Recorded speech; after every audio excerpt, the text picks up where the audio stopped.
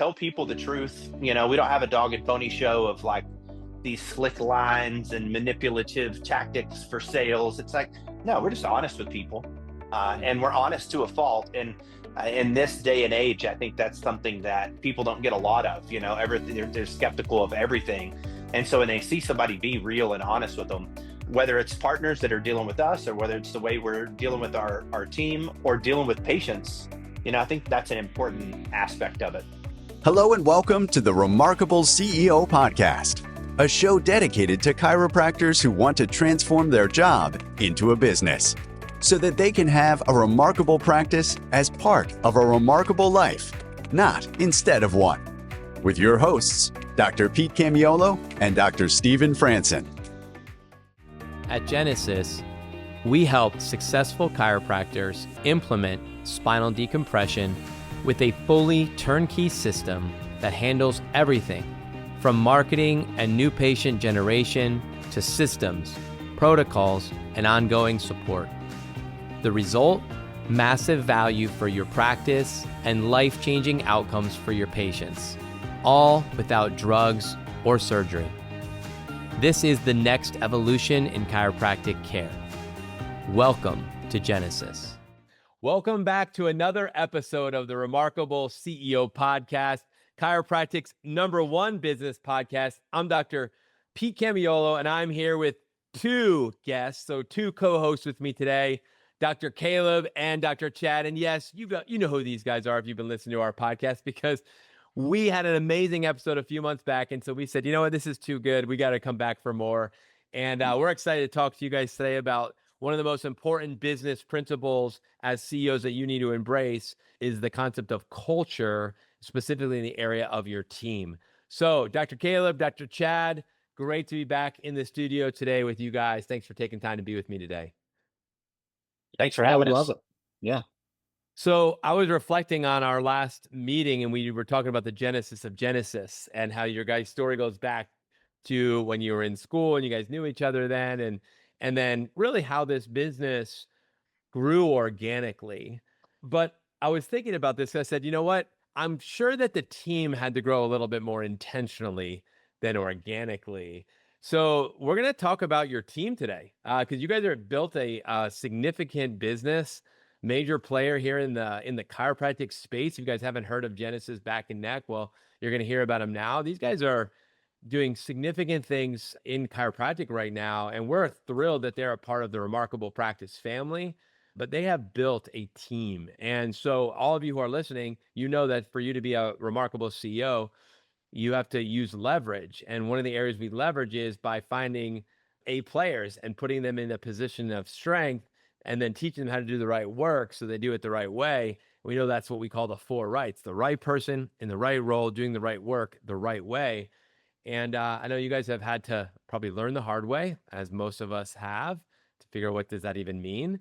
So let's talk about that. Let's talk about the culture of your team. So I'd like to first start with just what's the vision? What's your vision for your team as of this day? So it's August of 2025. We're recording this podcast. I'm sure that it'll air in a couple weeks. First question I always ask from the team is, what does success look like for you when it comes to the vision that you guys have for your team? Chad, I'll go to you first. Yeah. Well, it's funny how you said we kind of learned the hard way. I would say that's true. I mean, I know Caleb thinks the same way. Whenever we hire people, we're pretty good at hiring people, but then Genesis became something. And now people are relying on us to supply information and details and metrics and KPIs and the whole thing. It's like, how do you can't just open up LinkedIn and just start hiring people. And Caleb and I were blessed enough to really be able to pull people that were with us from the beginning and nurture them into finding their specific skill set and then mastering that with them. We don't just we're not like, we don't have whips and chains and it's like, hey, you're going to do this. And it's very rigid. I would say we let them learn with us. I'd say that's our biggest strength. Caleb can talk on this a little bit more as we have meetings about it weekly. How can we do more for our team? Where are they at? Do they need more help? Are we ready to hire the next person? Who's that going to be? And so when you find people and you really tap into their skill set and then you create a position that's that fills that in an organization that might not have existed before. You put them in it, you allow them to help you while you help them. It's been a really unique way to work, but the culture we have, we all like are on the exact same page. We all talk the same language. I feel super blessed to be able to have the people around us that we have. Caleb, you want to talk some more on that? Yeah, we really have been, like Chad said, been blessed to have an incredible corporate team. The He and I have both skint our knees, as everybody has, just being individual practice owners, having staff come and go and develop staff. And so everybody watching the podcast has done a ton of that, I'm sure. The interesting part about Genesis is as it's grown more and more offices, more and more needs, most of the positions that we're hiring for and filling right now are positions that never existed. It's not like, oh, we just lost our check NCA or we just lost the associate doctor. So we're replacing an already existing job. We're essentially creating a new area. So our team is really special in the fact that, like Chad said, none of them are strangers to us. We've known them in some facet of life and some facet of business before they joined our team. So far, we've never just hired somebody who's on our corporate team who got there as a stranger. They worked for us, with us in some other capacity. We knew them in life before they got into that role. And the unique thing about all of our girls is they all have unique superpowers. So, if there's the superhero movie and there's the four superheroes, well, they don't all do the same thing. They all have unique skill sets. And so right now, that's one thing that we're Chad and I are trying to be as intentional as possible, is letting them really bloom and utilize what their God-given talents. So to give them the autonomy to be able to do those things with still some guardrails around them, but not so much guardrails or so much rigidity, like Chad had mentioned, that it snuffs out their kind of their innate skill set, their innate gifts, and then just getting everybody to understand who's capable of what things. So when there's a problem or there's a task that we need to tackle, the ones that are uniquely gifted to that particular task will always kind of rise to it. Like, I can do that. I'll handle this. And then we have certain ones of it. There's even Chad and I, the way we work, there's certain things that Chad does for our company that there's no way I could do or should do, and vice versa. So it's really just trying to get everybody in the right spot where they can really bloom, and then really we've got entire departments now that have been forged from an idea, and now we've got full entire departments with SOPs and the whole nine yards, just by letting that person really come in and use their skill set. So. Mm. So you talked about a few things I want to circle back to, and number one is that you're learning with the team, and that to me talks to me about the virtue of humility and saying, hey, we don't necessarily have this all figured out, but we know that you have this skill and this gift and this talent, so we're gonna figure it out together. Can you talk a little bit about the how to approach that? Like, many CEOs right now would say maybe they're listening and they haven't hired a COO before, or maybe it's their first associate that they haven't hired before, or maybe they're expanding into the marketing department and they're bringing on a marketing player. And this is maybe a new area, a new space they haven't ever, navigated before. Can you talk about how culturally, because that's a culture that you're able to do that? Because some other people, that would be the thing that stops them. They're like, have to have it all together. I have to have an SOP built before I hire it. It's like, time out. We're doing it actually differently. We're building it as it's growing. We're building it as we go. So there's a level of humility. There's also a level of having the right person to do that. Like, not everybody can do that. Some people need to be told exactly what to do. They don't have the skills that would be needed to be able to create as we go. So can you talk a little bit about that? Because that to me is a type of player you guys are bringing onto your team that has the ability to grow with you. So I guess that was my first question. I had a few others, but I'll start there. Well, You want to go, Caleb? yeah, I think ultimately what the focus has been is if you don't have it all undergirded by the culture of what we're trying to do, and our mission, our vision is really simple. We're going to try to save 1 million people from spine surgery. That's it. 1 million people from back surgery. So when you have that as the underpinning about everything that we're doing, well, the only way we're going to do that is we got to work effectively as a team to serve our partners and to help our partners serve more patients and treat people with love and integrity and honesty. And even Dr. Stephen and I had been talking a lot lately about core values. And I just finished reading the book about Zappos, the shoe store, which was an incredible book. But that guy was really big into core values. So over these last, I don't know, month or so, we've had all of our team submit a handful of core values. We've put all those together and then amalgamated that down to what we believe is 10 core values. Not that it's like, okay, well, that sounds good, so we'll try to adopt and live by that. It's like, no, these are just the things that we naturally are already passionate about.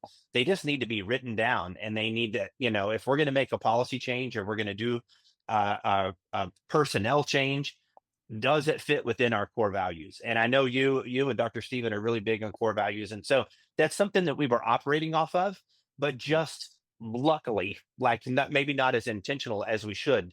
So now we've put down, like, what are those things that are very serious to us? And then you can take somebody who, most of the girls that we have, like we say tigers only. That's our mantra at Genesis, tigers only. They're all tigers. And they're all very high achievers and very high functioning. And so a lot of times a high achiever, a high functioner wants to know, I need a clear written understanding of what my expectations are. Like if I'm a task driven person, I need to know what the tasks are. But we're able to still work really well with those types of people because it's like, okay, how are we going to save 1 million people from back surgery? If we're going from 80 offices to 180 offices, what things would have to change in order for us to still have the same level of service, the same level of passion, if not the same level, even better? How do we make it even better than it is now? And then we start to problem solve in each of those respective departments, knowing that's what the overall goal is. Like, this is what the vision is. How do we save 1 million people from spine surgery?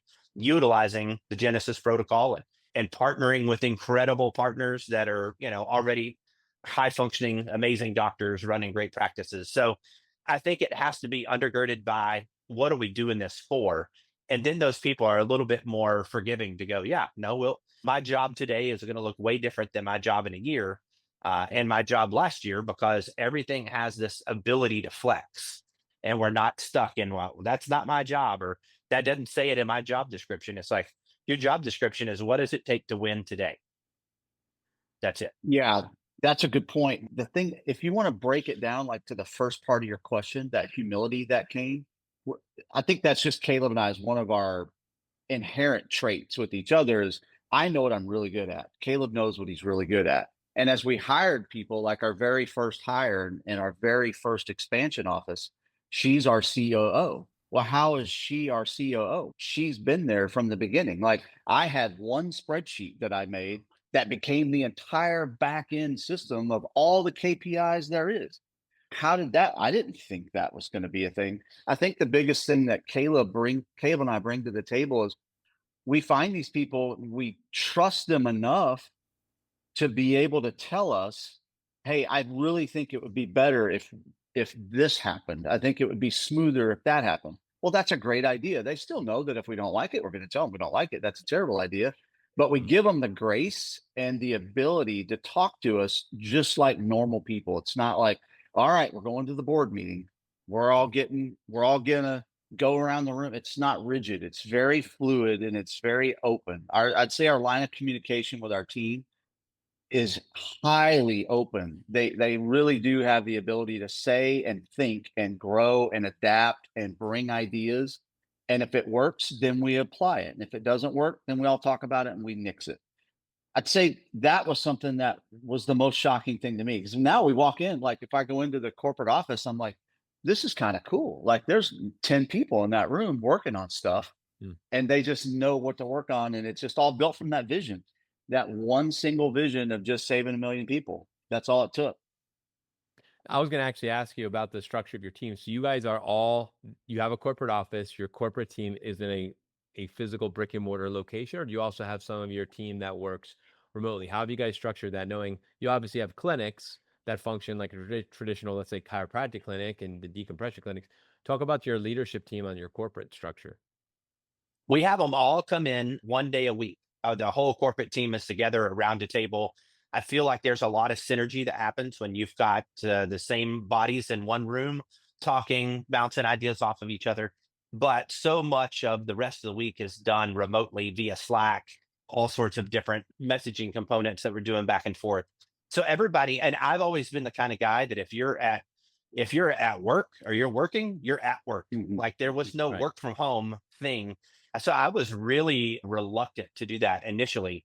But man, our team, even though they are spread out, they're all relatively local, but they're in different houses, different places at the same time. Slack has been a really amazing area to bring everybody together. We used a different app before that, but it's like I'm working with these people all day long. It's like Chad. It's here in a couple of weeks, we're going to be coming to y'all's event in Yeah. Phoenix. Mhm. And Chad and I are super excited because it's rare that he and I get to hang out together.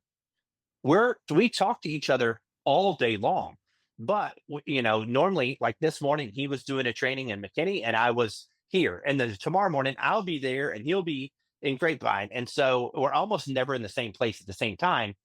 But that's all we do all day long is communicate back and forth with each other and with our team. So I will say I had to eat some crow there. Like you can have a really incredible remote team that can work together even though they're not in the same room. But we do think it's important to get everybody in the same room once a week and spend time as we go through some numbers meetings and some vision casting and those sort of things. Yeah, so with culture, one of the things I was going to ask you was about communication. You talked about Slack, and now the other one is, what are the meeting rhythms and reporting systems? Doc Chad, you were talking about how this original spreadsheet, and I don't know how that's evolved Mm. to this moment, right? But the original spreadsheet with the original KPIs, like to where it is now, as you guys, I think, have 80 offices on your path to 180, on your path to 1 million. Back surgery, prevented, saving people from that procedure. Walk us through, what does that look like? So meeting rhythms, we talk about the purpose of the meeting rhythm. The purpose of the reporting system is to create accountability and visibility, right? So we have visibility by having good reports. We have accountability by having the meeting rhythm. When you combine these two together, you create a bunch of people that are smart and talented who are all busy doing a lot, and you take that movement emotion, you turn it into movement, right? There's an acceleration that happens there. So what does that look like for you guys right now? What's the meeting rhythms? What's working? What isn't working? Because clearly defining core values is a major project. I'm so happy to hear that you guys are doing that. When we talk about getting the fourth rights right, the first right is getting the right person, which we say there's three things you have to have. Number one, they have to be fully bought into the vision, which your mission is the vision, save 1 million people from back surgery. So that's a very clearly defined and measurable mission that we're on. So do you want to be a part of that? Would you be willing to go on that climb with us no matter what it takes? Are you willing to go the distance? If you're not, then maybe it isn't a good fit vision wise. Then values is the second. So if we don't have those core values clearly defined, right, it's hard for people to say, yes, I fully abide. What I love about your approach was you actually got your core values from your team, and you did it as a collaborative exercise where everybody kind of brought what they thought were our values to the table. And then you guys were able to meet and vote on those. It sounds like you were able to boil it down to 10, our top 10, where your core values say, this is who we are. Like if I flew down to your office and I was a fly on the wall during that meeting on that one day when you guys were all in the office, I would hope that I could write down in a little notebook what I think your core values are. I also could Mhm. be that little fly on the wall at all of your remote locations where your people are working remotely and write down what the core values are by how I work when I'm remote, when no one else is watching. Am I still abiding by these core values? So our core values are the bouncer for the club, right? They're who determine who gets in and who unfortunately has to get thrown out of the club. Our core values, being a value-based company, like you said, we are passionate about that. Can you talk about the rhythms of how you guys do the communication? Because communication is really typically where things go sideways and we go off track, is because we just didn't have clear lines of communication. We didn't handle issues appropriately. We just didn't have those accountability, the visibility and accountability in place. Can you talk about how you guys have structured that in your business? Well, I Well, would say yes, that we're still learning, huh, Chad? yeah, 100%. Like that's I don't think we'll ever stop learning that part. Looking back, whenever it was just me and I'm tracking my own metrics, I realized I wasn't tracking near enough things. But I had some coding background and some background in that, so I just developed this sheet, and it kept all the data that I needed. Well, then you fast forward and we start expanding, and a big part of this, a lot of people may not know. Like Caleb and I, we still were doing consults in office while we're building this. And so it was really easier for us to go, hey, why don't we track that thing? Because that's going to let us see smoke before there's a fire in our marketing and the leads coming in. And so one thing led to another thing, led to another thing. So I would say the rhythm of meetings now, when everybody's in that room, we're really looking at our business in like tiers of thirds. Who's in the top tier? Who's above goal? Who's hitting the goal? Who's below goal? And then what are the metrics that we have in place that we've developed over time through hiring good people? Now that sheet that I developed has changed faces 100 times. I couldn't even go into it and make a change to it anymore because I don't know the coding internally. But we're looking at it to make our partners' lives easier, to make patients getting us to us easier. And so that means, what are the top third doing better? What are the people hitting goal doing good? And what are the people not hitting goal, not doing well enough? And how can we bring them up, but do it in a way to where we're all still part of the same family? We're not having arguments. We're not yelling at the bottom third. Maybe they had a doctor that took off 2 weeks, or maybe they had an employee out and they had to rehire somebody. There's so many factors, and I'll have Caleb expand on our core four metrics that we develop. But I'd say the rhythm of that is whenever you have a team so ingrained in the goal that you have, and then you want to bring that same integrity to 80 different partners without losing any of it, without having an argument, or without having a disagreement to a way where they feel like they're not seen or heard. That takes a lot of skill that I didn't realize that our team had. Like, I'm super proud to be able to say it's evolved into that. Like, it is so cool to watch that. And then to see everybody on the exact same page, and then to hear feedback from our partners saying, hey, I was with this group, and how do you guys do it this much better? It's just because we want the same experience that you're having. We want to be able to join something and feel like we're part of it and have instant communication, which I think we talked about on the last podcast. There's so many things in that rhythm, but it follows a flow. You know what I mean? Like, the flow is, how can we continue making this easy with the highest level of integrity? Totally agree. Caleb, you want to add anything to that? Well, we do have a core four without unpacking it all, but obviously the core number one is how many leads we can generate. And then from the leads we generate, how many can we get booked? And then from the ones we get booked, how many can we get to show? And then from the ones that show, how many do we get to sign? And so those are the core four metrics. And we have the KPIs that is a key performance indicator for anybody that doesn't know, but that just shows whether we're in those regular things. So our dashboard now changes colors. So it'll show if the KPI is green, you're good. If it's yellow, it means we're getting in a dicey area. If it turns red, we know there's an issue there. And then all of our team has unique skills, and because you could have 5 different offices that maybe are doing poorly or not as well as they had hoped, but they may be doing poorly for 5 entirely different reasons. And then we can deploy the right person in the right area to say, hey, oh no, this is a core 1 issue. Let's work on this. Let's work on that. This is a core 4. This is a closing issue. Let's spend time with Chad and I going through different stuff. And so that's been really given us a great recipe to follow and some structure. And then with our team, like I said, if it's a core 2 issue, well, we've got somebody uniquely suited that would handle that. Where if it's a core 3 issue, it's an entirely different person, different department that would be helping and assisting in that area. So So you made me think about something, both of you, and you were talking earlier about culture and then the 80 clinics, and you talk about culture, and then Doc Chad, you just brought this up, or maybe you did, Doc Caleb, where you said people will come to us and say, "What are you guys doing that's so different?" Hmm. And you said, Yeah.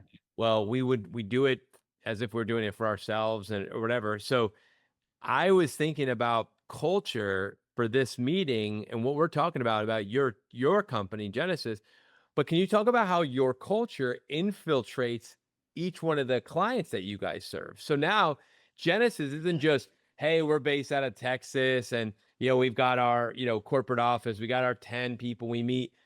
No, no, you are in Genesis is in 80 locations and the culture of Genesis is now bleeding into those locations. Can you guys talk about that? Mm. Because that's really where the influence comes, is that your heart, your vision, your mission for saving 1 million people, like your 80 locations are a part of the fulfillment of that. They're part of the vehicle, and the people on their team who are working in those clinics nationwide, they're a part of this.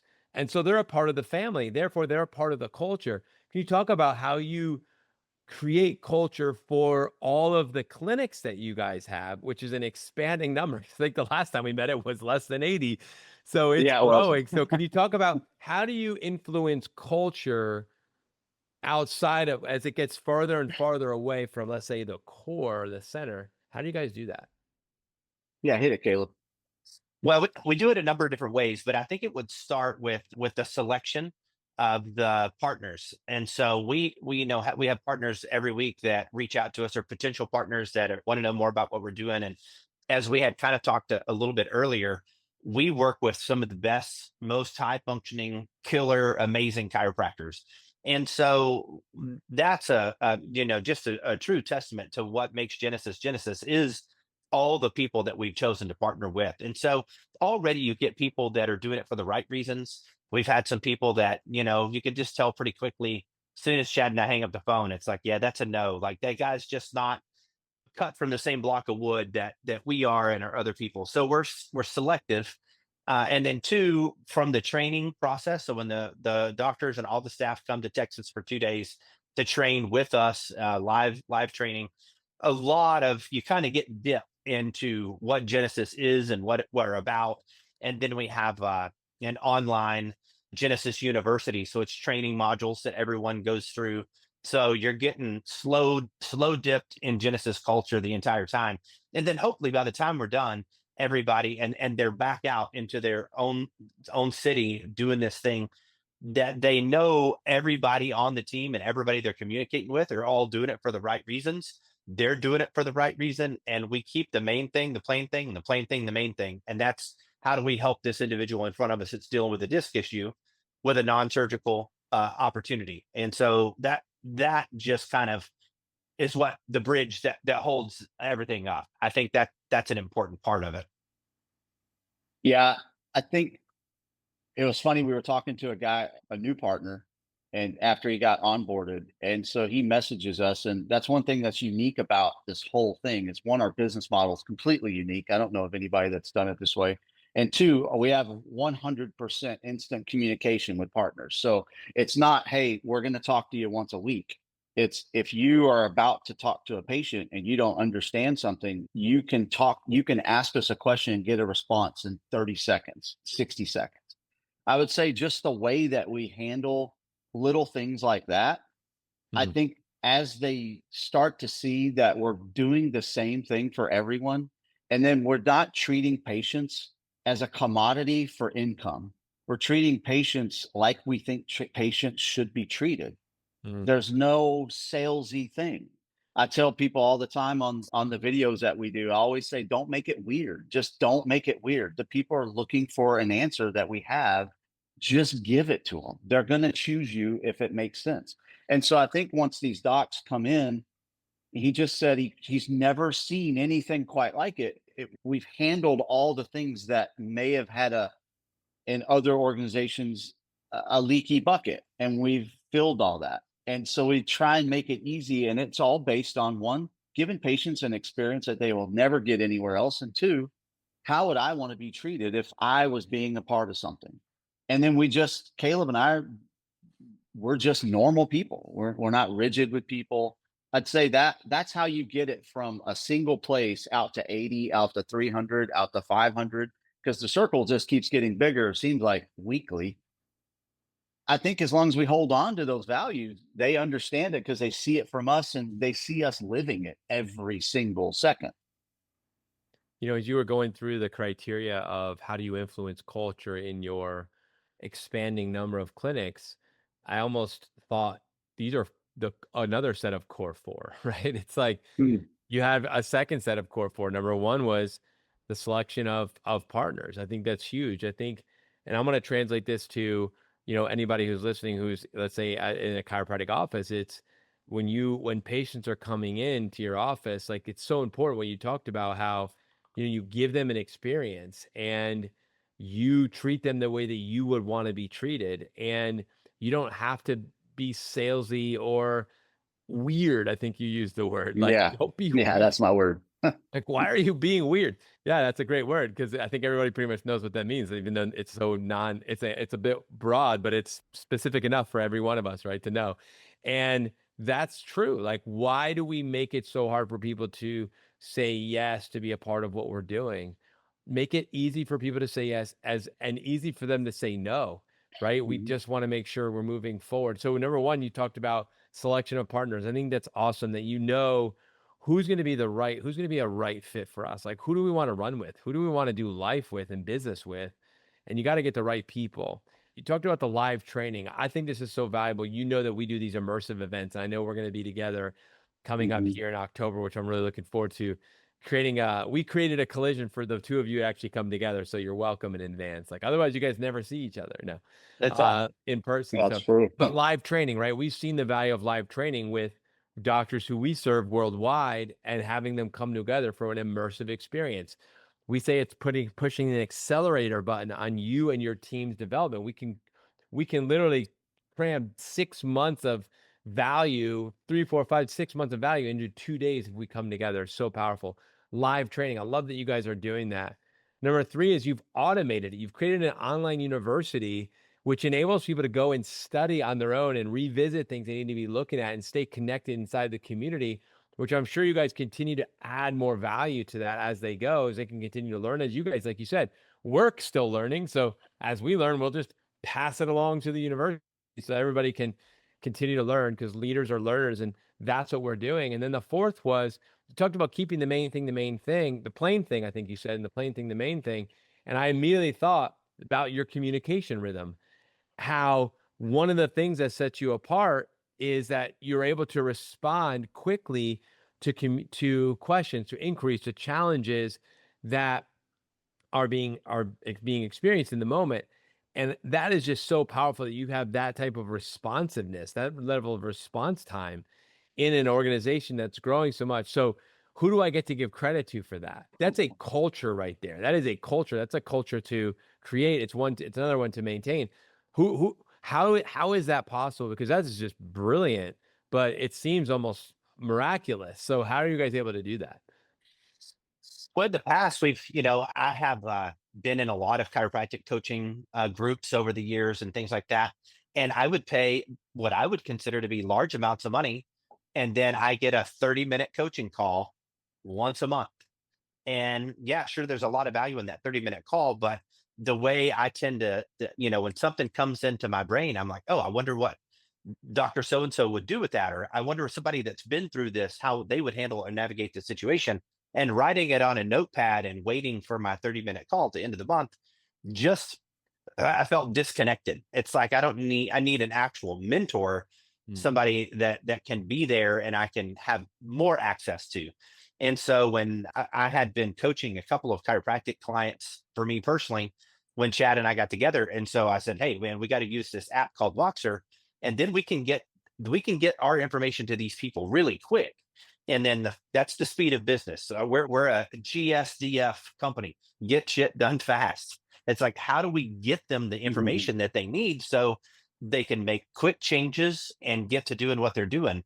And we started doing it I don't want to say from day one, but from our first office that we brought on to the next office to the next office. And it's been one of the greatest values that we provide. So it's something that we're continually trying to make sure that that doesn't get lost, that we can maintain that level of responsiveness and assistance to people who maybe haven't seen this particular case before or haven't had this type of an obstacle pop up, that we can be there to help. When I'm listening to you guys, one of the things that's standing out to me is, and you can speak to this because you know yourselves, but we find that a lot of CEOs struggle with the control freak, perfectionist, Clydesdale personality, let's say, or makeup of themselves. When I hear you guys talk, it feels very like fluid, very loose, very not trying to control, but talk to us a little bit about that, because I know you guys are high achievers and high performers and don't play games, and GSDF, that's a new one for me. I love that. So you're GSDF people, right? Yes. And Yeah. so can you talk about that? Because it feels like you're talking about you're two different people. You're like, yeah, we kind of hold it loosely. We kind of hold our team loosely, but we figured it out as we go. But then it's like GSDF. Can you talk about how do you walk that line and dance on that dance floor? Because it's a lot, and your team's looking at you like, who are we getting today? Which Dr. Kale is coming in today? Which Dr. Chad is? Can you guys talk a little about how do you become all of that? Because it's really very comprehensive. We read a lot. Chad and I both read Yeah. a lot.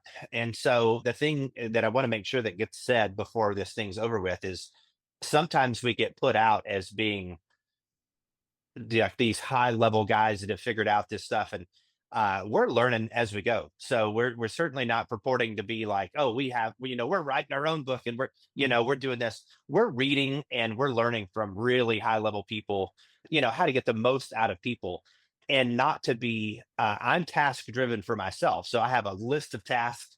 I do the signal and noise, and so what is signal for me that day? But we hold our team to a very high level of accountability for big things. So rather than say, hey, did you get these 9 things done that I want you to get done today? It's like, this is the end result that we're expecting you to get.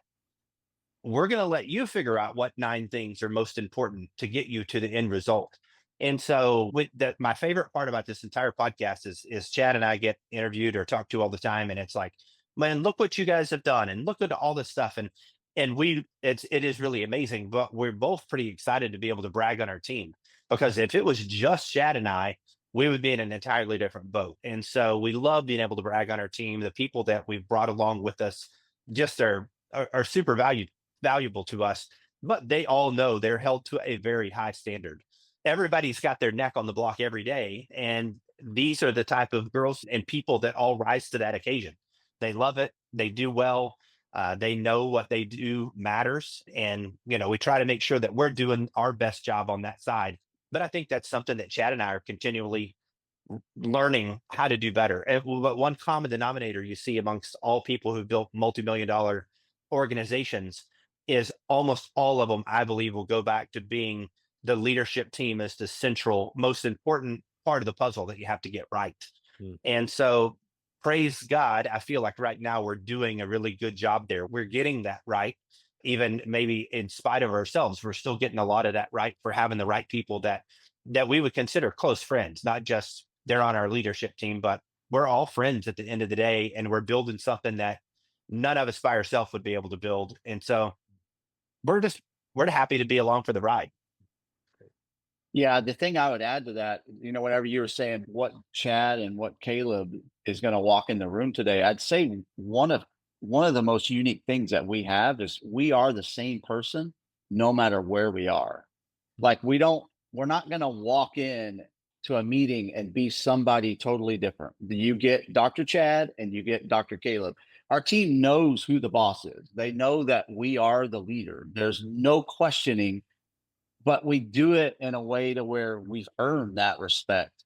Because, when we first started and we're like, man, Caleb, 5 clinics, man, how are we going to, I don't know, are we going to mess this up? And you read, like we read a lot and listen to podcasts, and then you hear these ultra successful people, they didn't know what they were doing either, but you have to build it on something. And I'd say our biggest strength is no matter where we are who we are.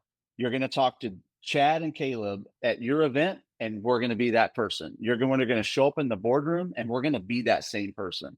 And that never stops. And I think that's a really cool thing. I've had docs say like, "Ooh, wow, I wasn't expecting you to be this laid back." I'm like, "Well, that's just how I am. Let's just go have a beer and talk about it." There's just no two sides, and I think your team really learns to respect that because they know that they can come to you and get the same person every time. It's huge. We teach a very simple concept. Consistency is the new intensity. And what you're saying is also being the same person, being authenticity, right? You are who you are, Mhm. whether we see you at the live event in Phoenix or on this podcast together, or we happen to airdrop into one of your offices and caught you in the middle of the day. Yeah. Who I am is who I am. And probably when you go home as well, I would think you're probably very similar. And that's powerful. What a great, again, lesson learned that I'm sure you guys have had to develop. Like you said, we learn through our experiences and we have some scar tissue, to show for it as we go. So any last comments for our awesome listeners here? And then also, how can people learn more about what you guys are up to? It sounds to me like you said doctors are reaching out to you on a regular basis. Can you talk a little bit about what's going on and Mm. how can doctors learn more and even get involved if they want to get involved with what you guys are up to? You got to go, Chad? Yeah. Well, I didn't know you were ready to talk. You spit it out, brother. I'm always ready to talk. I know. I didn't want to jump in your way, man. No, I guess parting words for me is the authenticity is something we do take really serious. Chad and I are our authentic selves. It gives our leadership team the license to be their authentic selves, and so we have some fun, casual conversations that just happen throughout the day that are just everybody's being authentic. And then that really bleeds over into the doctors. And so when the doctors come in to train for us, it's like we've all done, or I'll say we, I won't put that on anybody else, but I've had a couple of mentors when I was young in practice that they were amazing. So I just started to try to stand like them and talk like them. I think I had a Swiss accent at one point in time. I was listening to a Swiss Mm. coach, and it just, even though I was saying the words, it was not my authentic self, and patients can smell that. And so we always say we're trying to put our batteries in your flashlight. We want to give you the juice and the things that you need to be successful, but it has to come out through your authentic self. And so I think that's something that permeates from Chad and I down all the way to the doctor, to where it's not like, okay, you had this script and we want you to say this word this way and this word this way. And when you say it, this is the magic recipe. It's like, no, get the intelligence and the understanding you need, but then be your authentic self. Tell people the truth. We don't have a dog and pony show of like these slick lines and manipulative tactics for sales. It's like, no, we're just honest with people, and we're honest to a fault. And in this day and age, I think that's something that people don't get a lot of. Everything, they're skeptical of everything, and so when they see somebody be real and honest with them, whether it's partners that are dealing with us, or whether it's the way we're dealing with our team or dealing with patients, I think that's an important aspect of it. And then the last thing I would say is what Chad said earlier with as we're kind of learning these things, most everybody, like, I've read most people's books, I've read all these books, Mhm. none of them are like, and then I graduated with my MBA and I just knew how to do this from the get-go. All of them had a blunder, all of them made a mistake, all of them almost lost it all. Or And so I think all of us having that humility to go, yeah, we're all figuring this out at the same time. And luckily we everything's gone really great for us so far, but we're just trying to be really good stewards of this thing called Genesis. And I think the team that we have built is a really big aspect of us being good stewards of it. Yeah, I couldn't add any more to that. I mean, Caleb and I are pretty square on our belief on how we handle ourselves and our team and how we structure our business and how we talk to patients and how we talk to partners and how we talk to our team, being, like you said, authentic the whole time.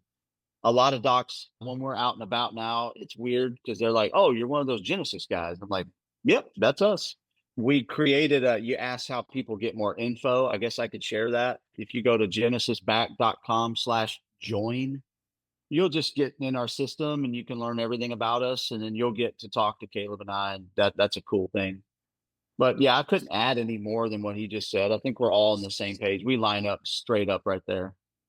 And even more than learning about Genesis, we'd love to just be friends. So we're Yeah. both on social media. Yeah. We're both on Facebook.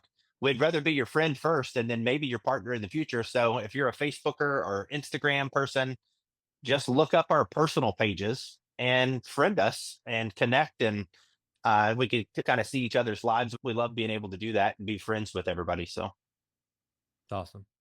Well, I'm grateful that we are friends and that you're a friend of the Remarkable Practice and the Remarkable CEO podcast. Now, you're now you've been on more than once. Like Dr. Steve and I say, you know, when you've been a guest on the podcast more than once, you're in a special group. So you guys have arrived there now. So thank you for taking the time to meet with me and just have this conversation today. I know our audience of Remarkable CEO podcast listeners is just gaining a ton of wisdom and insight from you that hopefully they can immediately apply in their businesses this week, and how they continue to show up as a remarkable leader and be remarkable CEOs. So I appreciate you guys joining me. And guys, like they said, you can find out more info at genesisback.com /join. And also check them out, Dr. Caleb and Dr. Chad, on their personal pages. And hey, if you're going to be in Phoenix in October, make sure you stop by their booth, say hello to them, and thank them for what they're doing, and see their authentic selves, because I know that's who they're going to be when they're there. And thanks, guys, for joining me again on the show, and look forward to our next conversation. Yeah. Thanks, Dr. Dr. Pete. Pete. Appreciate you. Please stick around for more business insights from this week's bonus interview with our remarkable success partner, dedicated to helping you more successfully help more people. Enjoy. Hey, Remarkables, it's Dr. Kale here. Today, I am super stoked to be online with Doctors Andrew Wells and Chad Woolner from Simplified Functional Medicine. I'm super stoked to talk to you today, guys. It's an honor to have you here. We've got an amazing CEO audience here with us today, and some of them may not know who you are. I know a lot of the people that are listening are going to be familiar with you, but some of them may not. Could you please just maybe introduce yourselves, give us a sense of who the experts in the room are, tell us a bit about your story, and what has led us ultimately to being here today together. Awesome. Well, thanks for Thank you. having us on. We really appreciate it. Love the TRP group. And we are chiropractors. So we developed Simplified Functional Medicine, which is a group that serves chiropractors in helping bolt on a functional medicine practice to their office. And one of the reasons that we exist is because we recognize as doctors of root cause. A lot of people say DC stands for doctor of cause. We recognize that a lot of our patients are dealing with issues outside of the classic like musculoskeletal problem. Now, I recognize that chiropractors listening to this will probably say, well, chiropractic is not just about musculoskeletal. I totally get that. But we also, based on our research, we found that 70% of your active patient base, our active patient bases as chiropractors, these patients also have other things like hormone imbalances, immune system problems, metabolic issues that sometimes don't fully respond to chiropractic care. And Chad and I got into functional medicine first and foremost out of personal necessity. And I'll let Chad share his story, but I'll make mine really brief. Back in 2018, we were hit head on in a car accident, almost died, broke my neck in 3 places, had a traumatic brain injury, and thankfully still alive. But it was through functional medicine and a lot of the protocols that we use that I was able to get my life back. And so after that traumatic brain injury, I had really severe brain fog, massive fatigue issues, autoimmune problems that popped up, and just really wasn't responding to kind of traditional chiropractic care. And so I got into functional medicine, number one, to help with my own issues, but also recognizing that we got into our profession because we really want to solve our patients' health issues. So that's kind of the genesis of all this. And I'll let Chad share his story briefly. All of it. Yeah, fairly similar. Mine starts with me and my wife. My wife was struggling with a variety of different chronic health issues over the years. We had taken her to specialist after specialist after specialist, no real answers. And out of just sheer frustration and desperation, I went back to school for functional medicine because I'm like, I need to find answers for my wife. She was eventually diagnosed with thyroid cancer and dealt with all the fallout of full thyroidectomy and all those things. And I went into school, learned functional medicine, got excited, started using a lot of the protocols to help her, and made a significant impact for the better for her. And immediately I got the brilliant idea that this will be perfect for bolting into my practice, not realizing that helping your wife is one thing for free, working with patients and figuring out some sort of a business model associated with that is a completely different skill set and set of tools and set of problems that needed solving. And so needless to say, it did not work very well. And so I shelved it, but those years that I shelved it during that period of time created a massive amount of friction and frustration for me, because I saw patients who would come in who would express frustration with the current health situation that they were in, knowing full well that I knew I had the clinical acumen and the clinical skills and the academic, but I didn't have the actual solution from a business standpoint to deliver it without it completely derailing and disrupting the practice.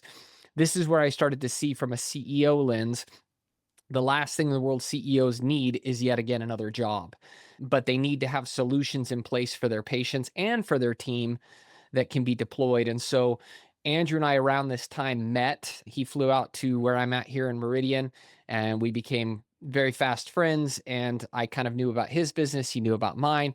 And one day out of the blue, I called him up and said, "Hey, I've got an idea for a functional medicine program." He said, "That's a dumb idea."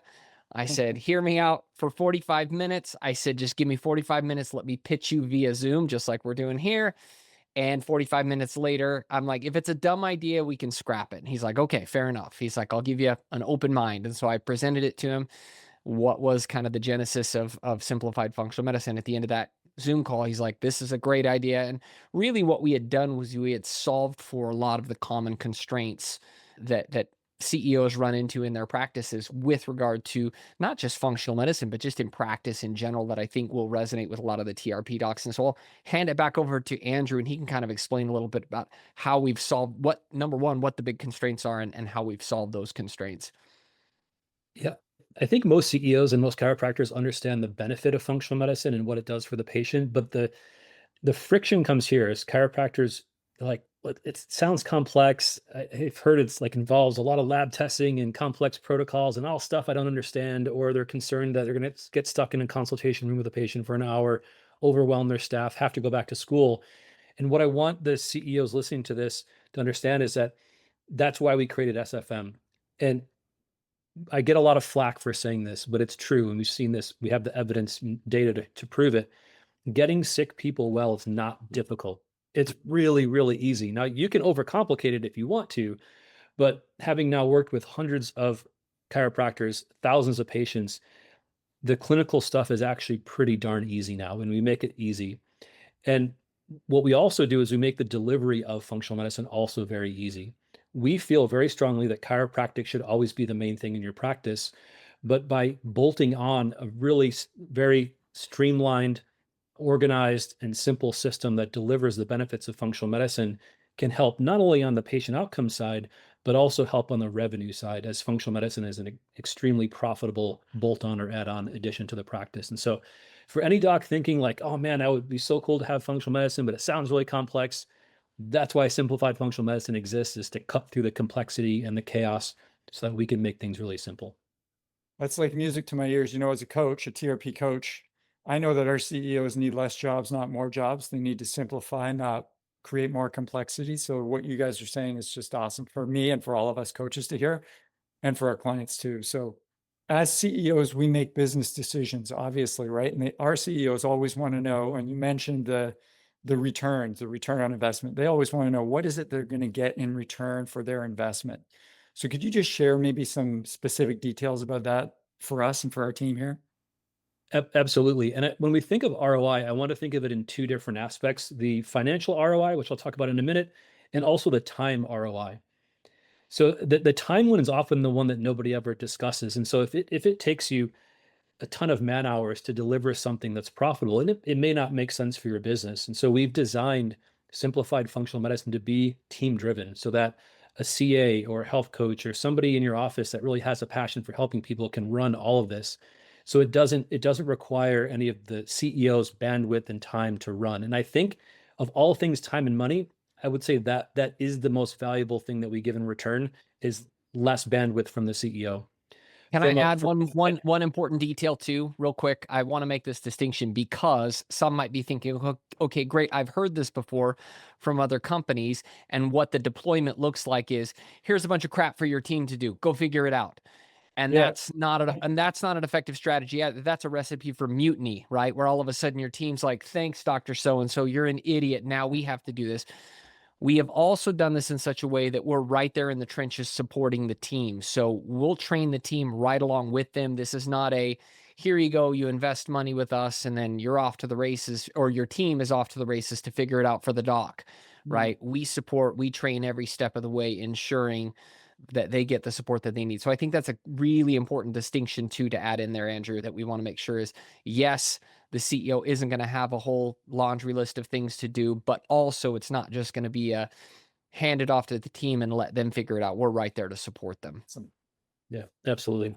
And then financial ROI from a money investment, if we can help docs find 6 people this year to help that have a chronic health issue, that's like the break even point on our program and services and coaching. So it's a pretty low bar that we've set.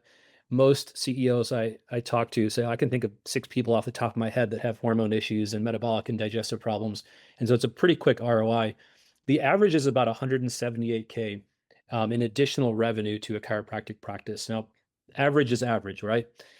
What we found from TRP docs is that they're usually a bit above the average because they're striving for excellence in all different areas in practice. And so a lot of the docs we work with make more than that. And we have some offices that are doing 6 figures a month just in functional medicine on top of their chiropractic collection. So you can really make it as profitable as you want. And it's a low volume game that we're playing. It's not like you have to add 400 patient visits a week. You can hit those numbers in a very, very low volume way because the plans that our docs are offering are quite profitable and they're easy to manage.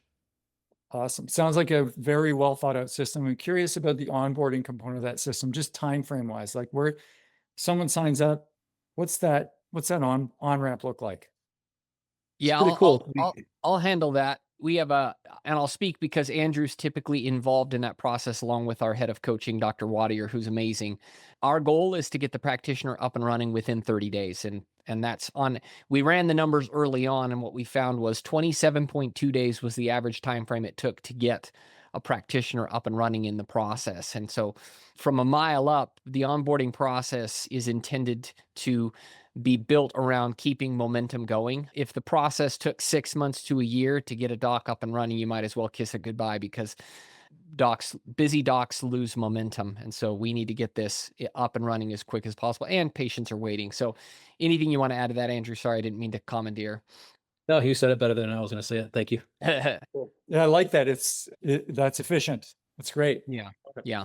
So I'm also curious, if you look forward, considering what's important next, like for the profession as a whole, as you look into the challenges that we're facing as a profession, and as you assess the needs of the profession going forward in the future, how is it that Simplified Functional Medicine is preparing docs for that? How are you preparing people for the future? Yeah, I love that question. It's a smart question. And I want to use some statistics here. So if you look at our profession as chiropractors over the last 125 years, roughly, we have about 62,000 chiropractic practices in operation in the US.